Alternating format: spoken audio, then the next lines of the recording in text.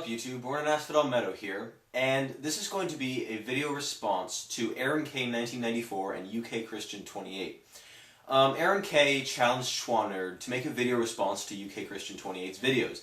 Why he would challenge Shwanerd to respond to someone else's videos, I don't know, but I thought it was kind of funny that I would be responding to you in his place anyway. So here I am, making this response to you and Ukchristian28. To Ukchristian28, you and I have never really met, we don't speak. I don't think you're really aware of me, and I've just ignored you for as long as I've been aware of you. I am here to address your points instead of Shwanerd, because unfortunately Shwanerd is indisposed for the next few days and unable to make any videos featuring himself. So here I am. I assure you that the fact that this is on his channel certifies that he approves this message, and that anything that I say is something he himself might say.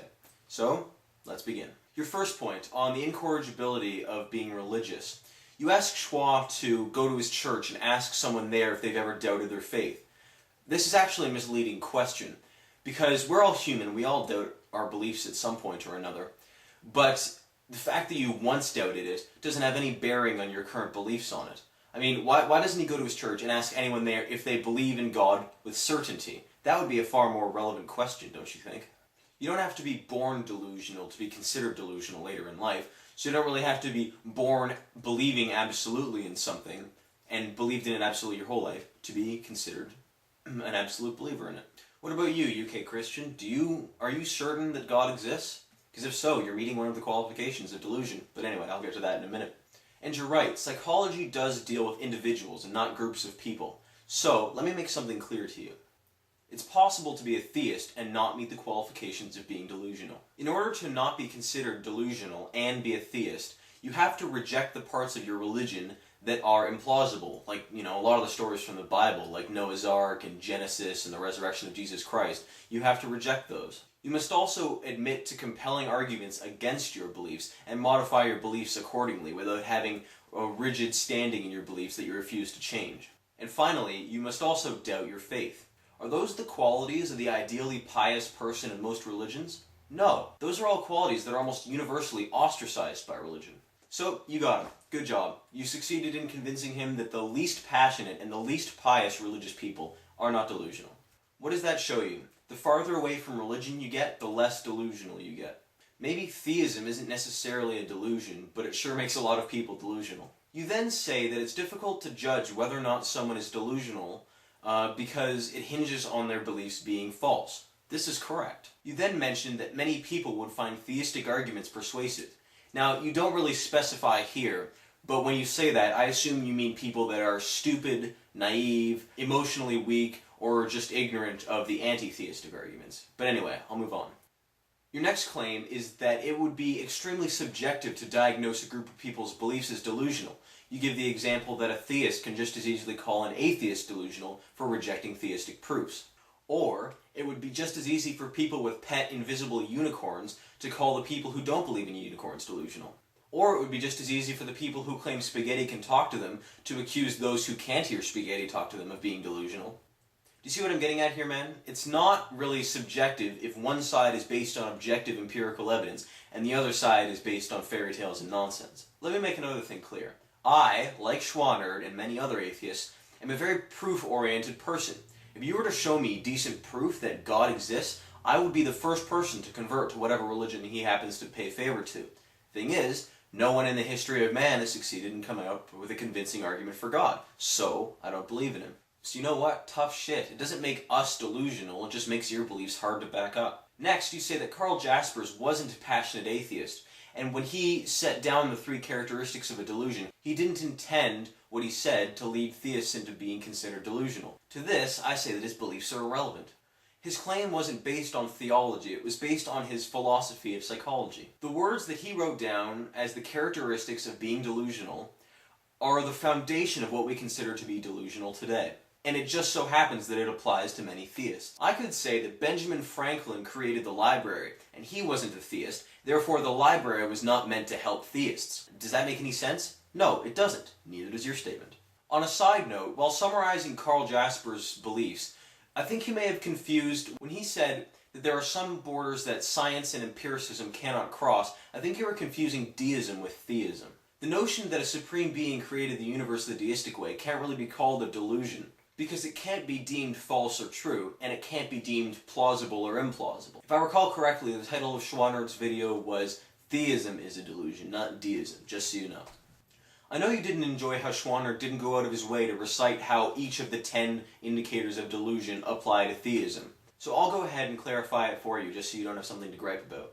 Number 1. The patient expresses this idea with unusual persistence or force. Well, when a person says to me that if I don't agree with their beliefs, that I'm going to burn in a place of unimaginable fiery torment for the rest of eternity, I would call that an unusual amount of force. And when a person, despite all the logical impossibilities of their beliefs, still believes that although their beliefs are illogical or impossible, that they are still true, I'd consider that unusual persistence. Now you might say something along the lines of theistic beliefs aren't illogical. Well, to this I would say, if you were delusional, you would say that, wouldn't you? Number 2. The idea appears to exert undue influence over his or her life, and the way of life is inexplicably altered. When a person is willing to give up hundreds of hours of their time and their money and their effort to earn benefits that they think will happen after death, that is what I would consider to be undue influence. Also, there are many life-altering behaviors and beliefs in religious doctrine. For example, religious circumcision, confessions, praying, eating wafers and drinking wine while pretending to be eating the body of a 2,000-year-old son of a deity, deliberately not eating certain foods like pork, etc., etc. That is what I would consider to be life-altering behavior. 3. Despite his or her profound conviction, there is a quality of secretiveness or suspicion when the patient is questioned about it. I'm sure you've at some point heard the claim that atheism, evolution, and science are from the devil. These people claim that any arguments against them are not valid because they come from an evil entity that only wants to deceive and blind everyone. I would call that undue suspicion of character of people who disagree with theists. 4. The individual tends to be humorless or oversensitive about their beliefs. There are many theists who don't enjoy people questioning their beliefs and who don't enjoy joking about it.